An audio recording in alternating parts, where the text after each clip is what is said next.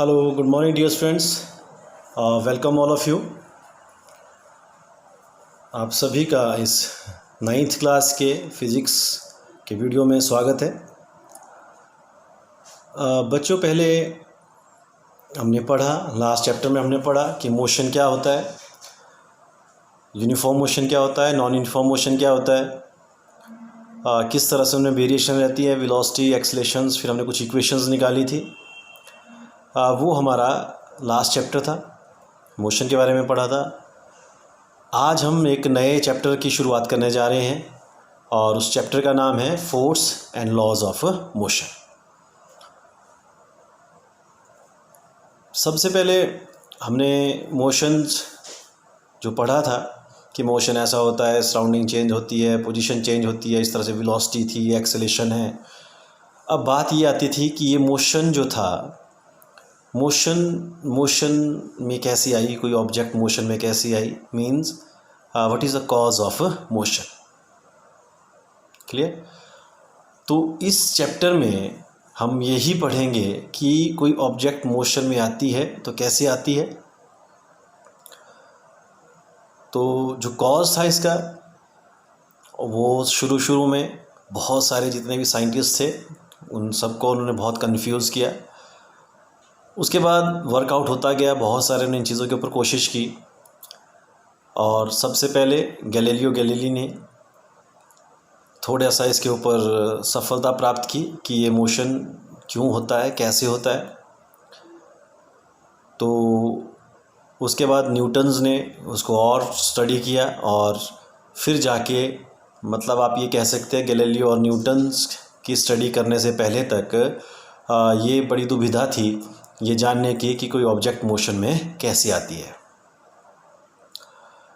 फिर जब बहुत स्टडी किया गया, फिर पाया गया कि कोई भी ऑब्जेक्ट तब तक मोशन में नहीं आएगी जब तक कि हम उसके ऊपर कोई फोर्स ना लगाएं। क्लियर? अब बात आती है कि फोर्स क्या होती है। छोटी क्लास में शायद पढ़ा भी है, मैं फिर से बताना चाहूँगा। हम क्या बोलते हैं कि सिंपली जब हम किसी ऑब्जेक्ट को पुश करें या पुल करें उसे फोर्स कहते हैं। फोर्स दो तरह की होती है, एक बैलेंस्ड फोर्स होती है, एक अनबैलेंस्ड फोर्स होती है। अब बैलेंस्ड फोर्स क्या हुई? When a number of forces acts on the body and it's acceleration is 0। मतलब वहाँ पे फोर्सेस कुछ इस तरह से लगी कि उनकी जो एक्सेलरेशंस हैं, बॉडी एक्सेलेट नहीं कर सकी, जो रिजल्टेंट है वहाँ पे क्या रह गया? 0। ठीक है, दैट इज़ बैलेंस्ड फोर्स। ठीक है। फिर अनबैलेंस्ड फोर्स क्या हुई कि जब आपने नंबर ऑफ फोर्सेस किसी ऑब्जेक्ट के ऊपर लगी और बॉडी एक्सेलेट कर जाए, रिजल्ट में क्या मिले हमके? बॉडी की एक्सेलेशन, बॉडी किस में आ जाए? एक्सेलेट कर जाए, उसे हम अनबैलेंस्ड फोर्स बोलते हैं। अब ये जो फोर्स है ये तीन चीज़ें कर सकती है। एक तो फोर्स किसी की पोजीशन को चेंज कर सकती है, दूसरा फोर्स किसी की शेप को चेंज करती है, तीसरा फोर्स किसी की डायरेक्शन को चेंज कर सकती है। ठीक है, तो आप बोल सकते हैं कि इम्पैक्ट ऑफ फोर्स क्या हुआ? इम्पैक्ट ऑफ फोर्स ये हुआ कि आपकी शेप, आपकी पोजीशन, आपकी डायरेक्शन फोर्स की वजह से चेंज होती है। ठीक है, या आप बोल सकते हैं कि जब हमने किसी की पोजीशन, किसी की डायरेक्शन, किसी की शेप चेंज करनी है तो फोर्स अप्लाई करनी पड़ती है। ठीक है, फॉर एग्जांपल हम डेली यूज़ की चीज़ें आप यूज़ कर सकते हो। जैसे कोई ऑब्जेक्ट तब तक अपनी प्लेस पे रहेगी जब तक आप उसको उठाओगे नहीं और दूसरी जगह ना ले गए। क्लियर है? आप क्रिकेट खेलते हो, बहुत सारे बच्चे क्रिकेट खेलते हैं। क्रिकेट खेलने से देखा होगा आपने कि जब बॉलिंग की जाती है या बॉलर बॉल फेंकता है, बैट्समैन उसको हिट करता है, तो बैट्समैन क्या करता है? अगर आप सोचो ऐसे ही अगर आप उसको फेंके तो उतनी दूर तक वो अपने हाथ से नहीं जाएगी, लेकिन जब वो बैट्समैन बैट से हिट करता है तो बहुत डिस्टेंस कवर कर सकता है, 90 मीटर तक, 95 मीटर तक। तो वो क्यों पॉसिबल है? क्योंकि हमने जो बॉलर की जो बॉल की स्पीड थी, सिर्फ हमने उसकी डायरेक्शन चेंज की और उसकी वजह से उसने डिस्टेंस कवर किया। क्लियर है? आप सुबह पेस्ट करते हैं, टूथब्रश यूज़ करते हैं, जब आप पेस्ट निकालते हो ट्यूब में से तो क्या होती है? उसकी शेप चेंज हो जाती है। तो क्या हुआ, फोर्स लगी ना, उसको आपने प्रेस किया तो जाके वो चीज़ आई। क्लियर है। उसके बाद क्या होता है कि जैसे ही हमने उसकी पोजीशन चेंज की, ठीक है, पोजीशन चेंज की, हमने उसकी शेप चेंज की, और अब डायरेक्शन के क्या बोला मैंने, बॉल से फेंका और उसको चेंज किया, ठीक है। पोजीशन के बारे में आपने पहले पढ़ा हुआ कि जब आपने कोई ऑब्जेक्ट यहाँ से लिया दूसरी जगह ले गए तो उस तरह से आप ये चीज़ें कर सकते हैं। क्लियर है। तो ये क्या हुई, ये हुई आपके पास फोर्स के इम्पैक्ट्स, ठीक है, फोर्स किस तरह से ये तीन चीज़ें करता है। क्लियर है। उसके ऊपर फिर गैलीलियो और न्यूटन ने वर्कआउट किया। उन्होंने भी क्या बोला कि मानो हमने कोई बॉल फेंकी, ठीक है, जब बॉल फेंकी तो कुछ देर तक वो रोल होती है या कुछ देर तक वो ट्रैवल करती है, उसके बाद वो रुक जाती है, ठीक है। आपने उसको मोशन में लाने के लिए तो फोर्स लगाई, लेकिन अब रुकने के लिए फोर्स कहाँ से आई, इसका मतलब वहाँ पर कोई और फोर्स भी एक्ट कर रही है, ठीक है। तो बोलते हैं कि जो कोई बॉडी मूव करती है, अगर वो कॉन्स्टेंटली मूव कर रही है तो फोर्स लगाने की उसके ऊपर कोई ज़रूरत नहीं पड़ेगी, ठीक है। कोई बॉडी मूव करती है, ऊपर से नीचे को फेंकते हैं, ग्रेविटी के इम्पैक्ट में गिरती है, फ्री फॉल उसे बोलते हैं, ठीक है। उस तरह से क्या हुआ, उसका इम्पैक्ट रहा फोर्स का। क्लियर है। तो उसके अलग अलग वर्कआउट होते गए। फिर उन्होंने क्या बोला, स्टडी ये किया गया कि अगर कोई बॉडी रेस्ट में है तो रेस्ट में ही रहेगी जब तक आपने उसके ऊपर कोई फोर्स नहीं लगाई। दूसरा कि जब तक कोई बॉडी मोशन में है तो मोशन में ही रहेगी जब तक कि आपने उसके ऊपर कोई फोर्स ना लगाई, ठीक है। मतलब अपने आप कोई भी ऑब्जेक्ट अपनी स्टेट को चेंज नहीं कर सकती, either it is at rest और इन अ मोशन, ठीक है। तो सिंपली हम क्या बोलते हैं, a body can not change its state itself. Clear.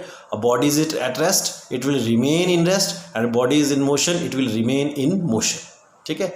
ये सब चीज़ें क्या बोलते हैं, इसे हम उस ऑब्जेक्ट का क्या बोलते हैं, इनर्शिया, ठीक है। इनर्शिया क्या हुआ फिर, it is the inability of a body to change its state itself. Clear है कि अपने आप कोई भी ऑब्जेक्ट अपनी स्टेट को चेंज नहीं कर सकती है। अगर वो मोशन में है तो मोशन में रहेगा, अगर वो रेस्ट में है तो रेस्ट में रहेगा। फॉर एग्जांपल, आप गाड़ी में तो बैठते होंगे बहुत सारे, सभी, कोई कार में बैठता है, कोई बस में बैठता होगा, तो आपने देखा जब कभी गाड़ी एकदम चलती है, ठीक है, तो हम क्या होते हैं, पीछे की ओर गिर जाते हैं। कारण, गाड़ी जो थी, जो व्हीकल जिस पे आप बैठे हुए हैं, वो स्टार्ट किया, मशीन थी, जैसे ही आपने उसको स्टार्ट किया वो किस में आ गई, मोशन में आ गई। जैसे ही वो मोशन में आ गई, लेकिन हमारी बॉडी ने, ठीक है, इनर्शिया ऑफ रेस्ट के कारण रेस्ट में रहने की ही कोशिश की और हम पीछे की ओर गिर गए। क्लियर। और दूसरा, अगर गाड़ी चली हुई है, थोड़ी देर अपने बॉडी एडजस्ट कर ली थी ना अपने आप को, उसने उसके अकॉर्डिंगली अपने आप को एडजस्ट किया और वो बिल्कुल कांस्टेंट इसमें आ गई, फिर वो मोशन में हो गया। फिर अचानक से अगर ब्रेक लगती है, जब वो ब्रेक लगी तो ब्रेक लगने के बाद क्या हुआ कि जब गाड़ी पे ब्रेक लगती, गाड़ी एकदम रुक गई, लेकिन हमारी बॉडी क्या होती है, आगे की ओर गिर जाती है, ठीक है। क्यों हुआ, क्योंकि our body is in a motion with respect to the motion of the vehicle, so it tends to remain in motion due to inertia of motion. Clear. तो इस वजह से हम आगे की ओर गिर जाते हैं, समझ लो। तो बस इस दोनों को चीज़ों को, इनर्शिया मोशन, इनर्शिया ऑफ, इसको कंबाइन करके, रेस्ट को कंबाइन करके न्यूटन ने लॉ दिया, उसे बोलते हैं हम Newton's first law of motion, ठीक है। और ये लॉ हमको ये भी बताता है कि फोर्स होती क्या है, ठीक है। तो फोर्स क्या है, तो क्या बोला इन्होंने, a body, first law of Newton's first law क्या हुआ, a body will remain in its state, either in a rest or a motion until or unless it is compelled by any external force।